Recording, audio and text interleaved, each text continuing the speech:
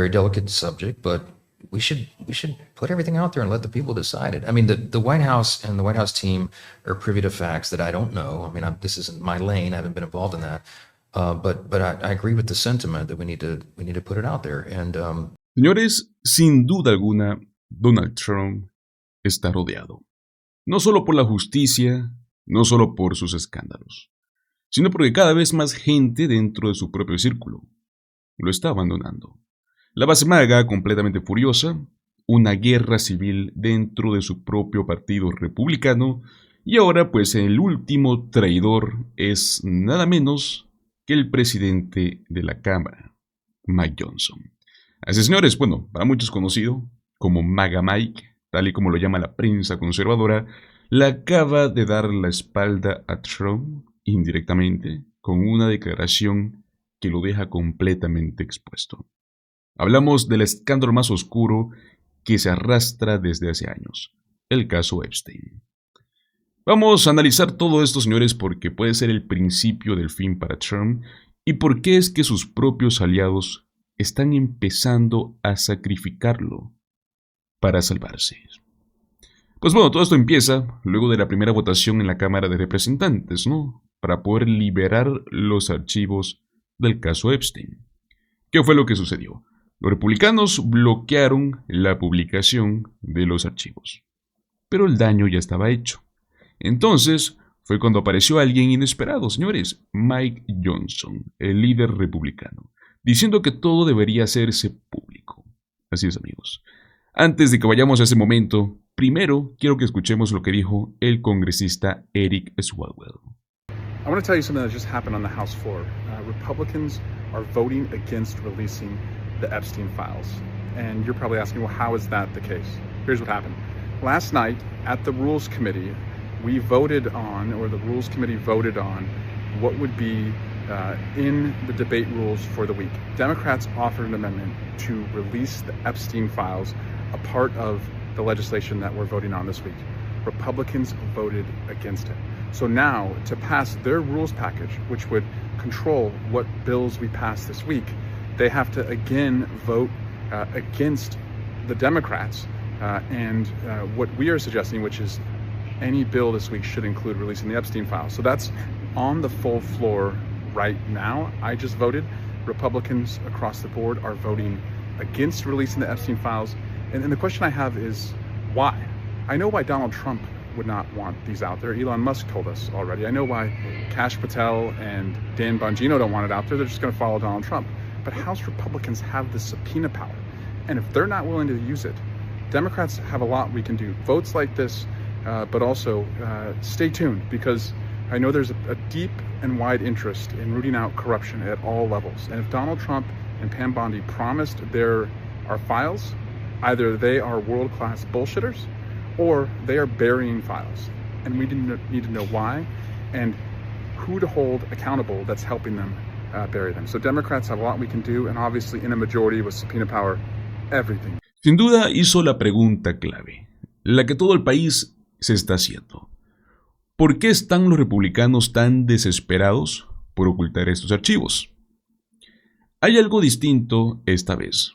Esto no solo es Trump encubriéndose a sí mismo, porque podría ser que otros republicanos también estén implicados, o que algunos de sus donantes más importantes aparezcan en esa lista. Por eso, señores, es que están tan nerviosos, porque saben que si la verdad sale a la luz, se les cae todo el castillo de naipes. Y no soy el único que lo piensa. Hasta miembros del mismo partido republicano lo dicen. Should there be an investigation or a special counsel investigation? I don't know. I'm not an attorney. I just find them guilty and hang them publicly. I mean, that's not over the top either. I'm ready. I'm over it. It disgusts me.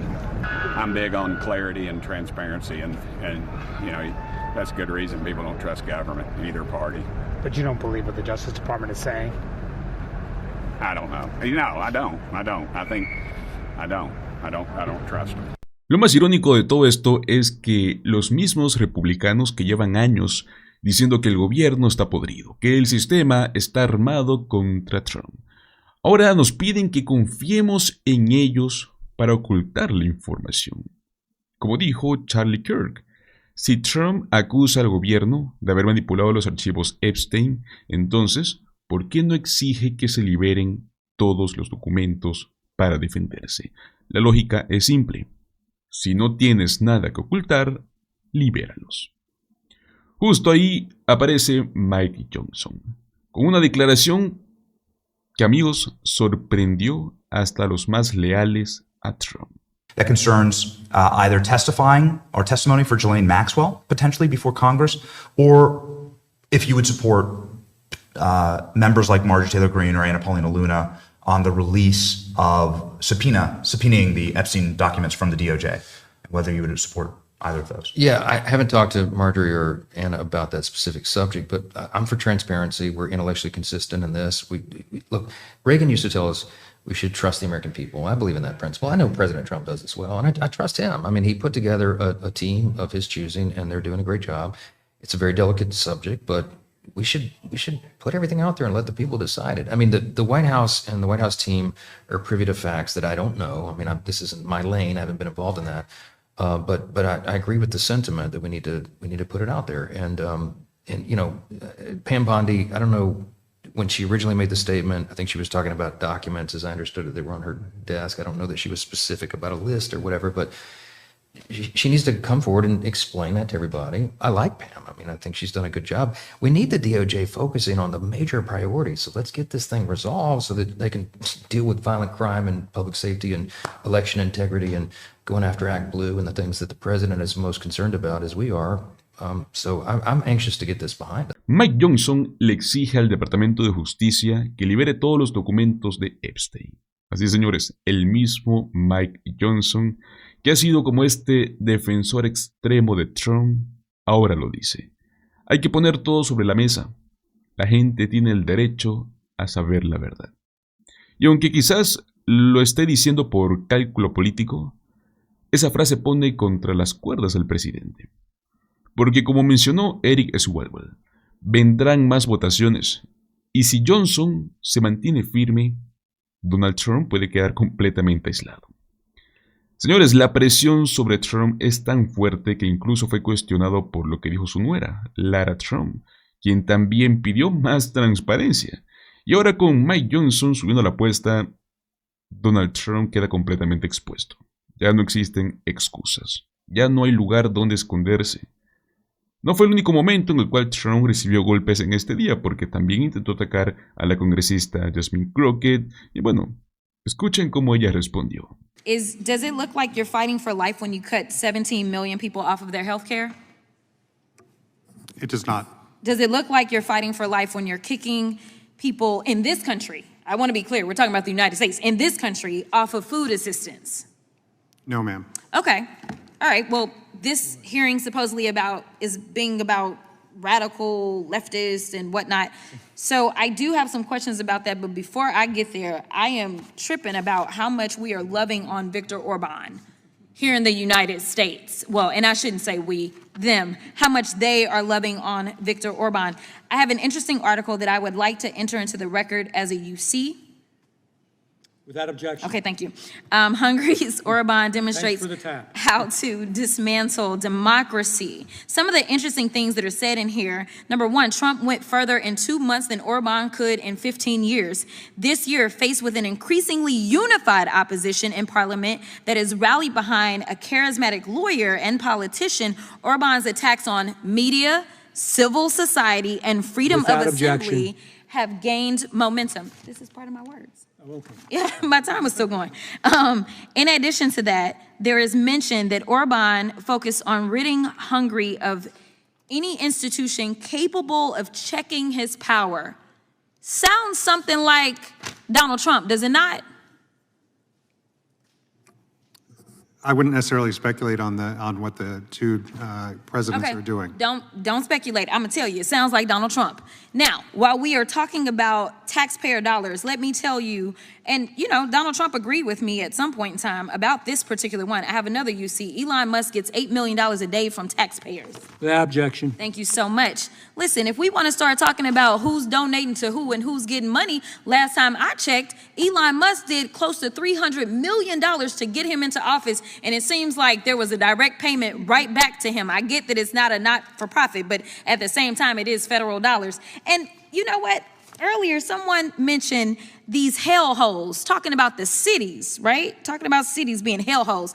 I just want to point to Los Angeles. I'm sure that's one of the cities they were referring to when they said that. Los Angeles contributes almost $20 billion in taxes. You know what? That's more than all states in this country except for 4. So guess what? If we are going to push any ideologies, it seems like LA should have an outsized interest in the ideology, because it seems like they actually contribute more money than all these other states, especially these red states, to be clear. In fact, I have another UC.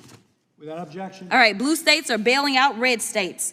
I have another UC. Without objection. Massachusetts sends more funding to the feds than any other state. It seems like blue states are constantly putting red states on life support, yet we got these little red states that ain't contributing nothing, but they are definitely taking up a lot of money.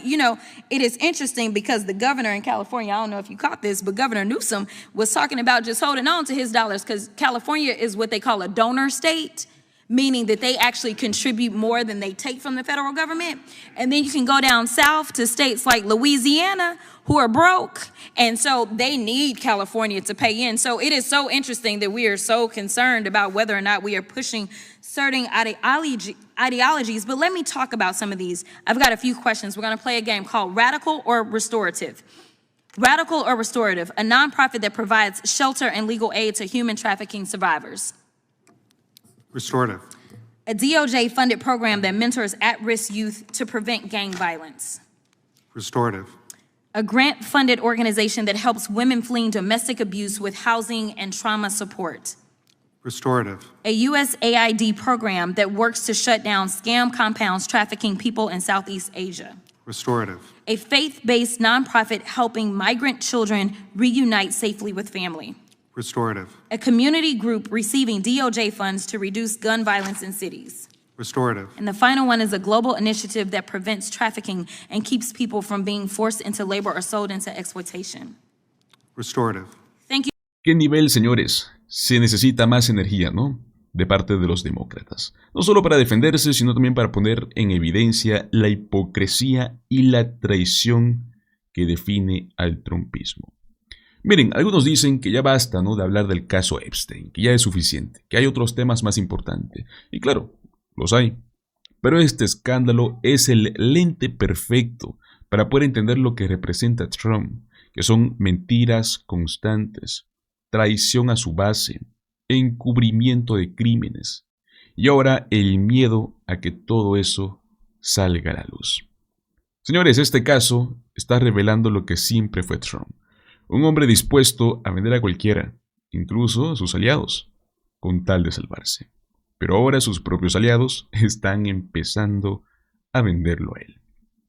Ahora bien, amigos, quiero que pasemos a hablar del siguiente tema, y es que los campos de internamiento para inmigrantes, ¿no?, específicamente este que está ubicado en los Everglades, y cómo el retorno de esta retórica de la prisión de Alcatraz de Trump significa un retroceso brutal en los derechos humanos, en las políticas migratorias justas.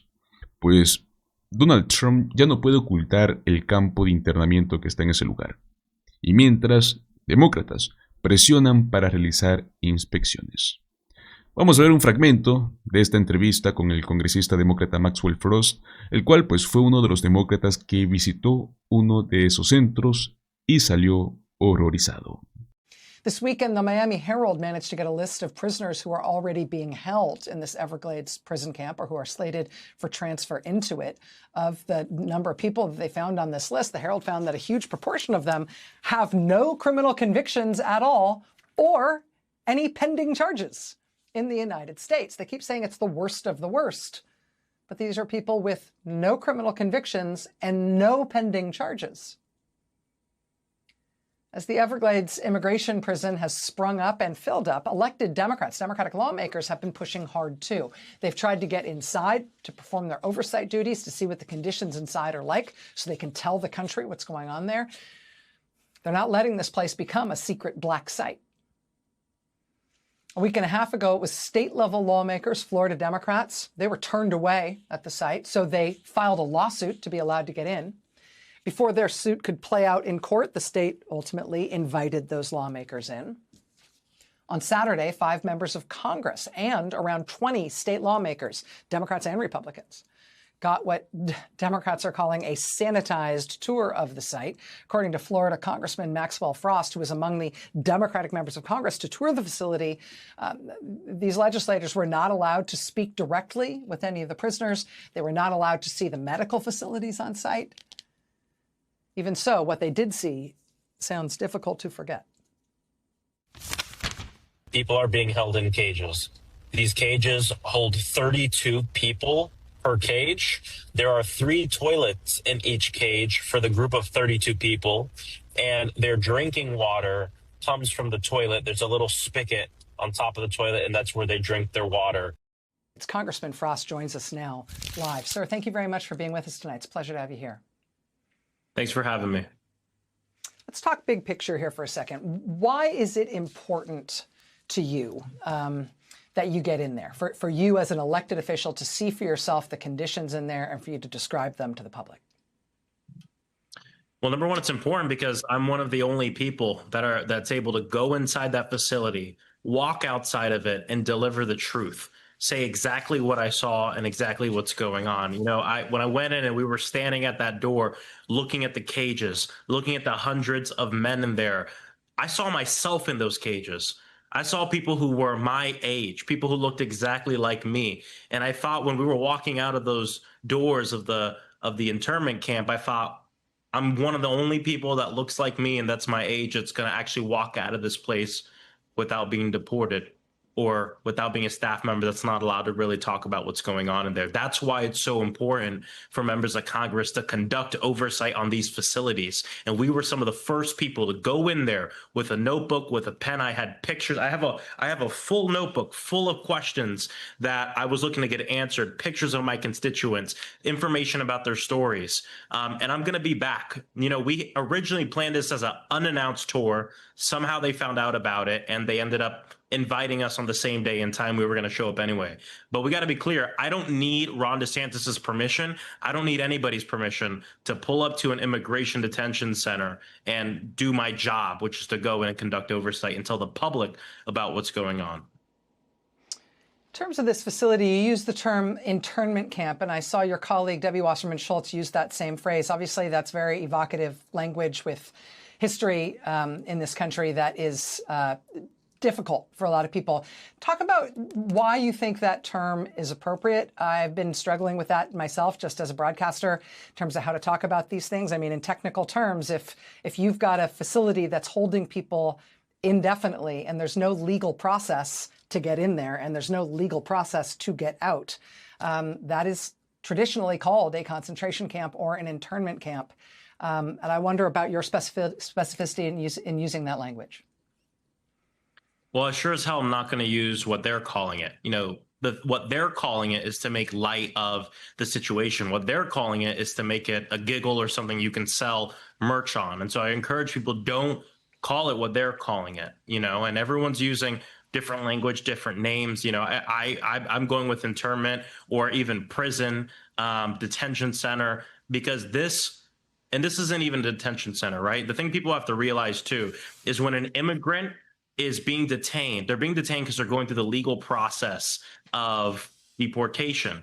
They have not been convicted of a crime. They're not serving a sentence for a crime. And so they should not be treated in this way. And to be honest, even if you're treated as even if you've been convicted of a crime in this country, you shouldn't be treated this way as well. The conditions were horrible, and it's nothing less than what I called it. And I like to be very clear about things because we have too much BS in this world and in this politics where people want to sanitize stuff. We can't sanitize what's going on in the Everglades because it's going on around the country. Let me ask you about some breaking news that's just happened within the past hour. The Washington Post is reporting under this headline: ICE declares millions of undocumented immigrants ineligible for bond hearings. This is a new revisited, quote, revisited legal position on detention and release authorities from the Trump administration. They're saying that anybody who came into the United States illegally is no longer eligible for a bond hearing. And that might sound like a technical bit of legalese, but what they're saying is that that means millions of people who crossed the border into this country, came to this country illegally, can be arrested now and have no right to get out. It literally could mean millions of people to be incarcerated indefinitely for the duration of any of their immigration proceedings, which can take months or years. Lawyers are responding to this by saying that this could mean the incarceration of millions of immigrants who came here over the past few decades, not people who have just arrived recently. I know you may or may not have had a chance to absorb this since this news just broke, but I wanted to get your instant reaction to it. No, I saw it, and it's a complete perversion of a law and long-standing legal standard as it relates to detention. You know, for about a century in this country, if you are an immigrant, you're someone that's undocumented and you're going through a process, maybe you've been arrested or detained, you're able to bond out, you're able to go back out in the world, continue to work, continue to be with your family as you go through the legal process. And that's been the standard for a century. In 1996, Congress passed a law that would essentially introduce this concept of mandatory detention for certain people, saying, well, judges can't give some immigrants the ability to bond out if they're a flight risk, if they've committed a crime, they have to remain detained. Now, the Trump administration is saying, well, that 1996 law applies to everyone, and it doesn't. They're completely wrong. And actually, this has already been settled in court in Washington at a detention center in Tacoma. So this will be litigated, but this points to something bigger. They want more people behind bars. They want to incarcerate more people, and they want to ethnically cleanse this country of certain types of immigrants. Because here's the thing. They're not going for every person here that's undocumented. Because when I was in that internment camp in the Everglades, I didn't see any Europeans who overstayed their visa. I saw nothing but Latino men and Haitian men. And as we look at these operations going around the country, they are targeting specific types of people, and it's the type of people that look like me. Congressman Maxwell Frost, thank you, sir. We will be right back. Bueno, amigos, un lugar donde se retienen personas, muchas de ellas sin antecedentes penales, sin cargos formales y encerradas como si fuesen criminales peligrosos. Pero lo peor no solo es eso, sino cómo se los trata. Frost dice que habían 32 personas por jaula. Por jaula, señores. 3 baños, y el agua potable venía de una boquilla encima del inodoro. ¿Se dan cuenta de la indignidad? Porque no solo es incomodidad, es humillación sistemática. O sea, es una forma de decir ustedes no valen un centavo aquí. Y luego está el término, ¿no?, que se utilizó, que es este campo de internamiento. Porque algunos pueden pensar que es exagerado, pero déjenme recordarles algo. Históricamente los campos de internamiento han sido utilizados para aislar grupos minoritarios bajo supuestos de seguridad nacional, bajo la excusa de seguridad nacional. En Estados Unidos ya lo vimos, ¿no?, con los japoneses americanos durante la Segunda Guerra Mundial. Hoy parece que está reapareciendo, pero ahora dirigido contra inmigrantes latinos y haitianos. Donald Trump y sus seguidores siempre dicen que esto es necesario, ¿no?, para poder controlar la frontera. Pero, ¿y si les digo que mucha gente en esos centros no cruzó ilegalmente? O sea, muchos simplemente tienen papeles vencidos o vinieron buscando asilo. O sea, no son criminales, son personas que están siendo tratadas como animales. Y no crean que esto es una casualidad, por cierto, ¿no? O sea, hay noticias recientes, ¿no?, que el Servicio de Inmigración y Control de Aduanas, ICE, anunció que millones de inmigrantes indocumentados ya no van a tener el derecho a audiencias de fianza. O sea, traducción, pueden estar encerrados por meses, años Ojalá que no toda su vida, y sin tener un juicio real. Amigos, esto no se trata de política, esto es una represión disfrazada de orden público. Seguramente no faltará el que me diga, bueno, si entraron ilegalmente tienen que pagar las consecuencias. Ok, entiendo tu postura. Pero, ¿cuál es la línea entre control migratorio y abuso de poder? Yo te pregunto, ¿no? Porque si se permite que se encierre a millones de personas sin el derecho a la defensa, sin el acceso, por ejemplo, ¿no?, hasta agua limpia, señores, sin ver a sus familias, yo creo que ya estamos jugando con fuego. Además, ¿por qué se enfocan tanto en los que cruzaron ilegalmente y no en quienes simplemente sobrepasaron su visa? Muchos de ellos europeos, por cierto. Eso no es justicia, es discriminación encubierta. No es un tema lejano, amigos, afecta a millones de personas, muchas de ellas trabajadoras esenciales, madres solteras, niños. Y mientras Trump vuelve a utilizar el discurso, ¿no? El discurso duro. Promete más campos, más redadas y menos derechos. Yo creo que tenemos que preguntarnos hasta dónde queremos llegar como sociedad.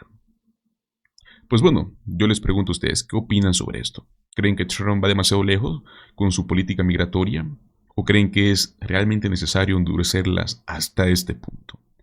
Los invito a que me dejen sus opiniones en la caja de comentarios. Muchísimas gracias por acompañarme hasta el final de este video. Recuerda, como siempre, dale like, compártelo con tus amigos y suscríbete a nuestro canal Políticamente en Desacuerdo. Nos vemos en el próximo video. Hasta luego.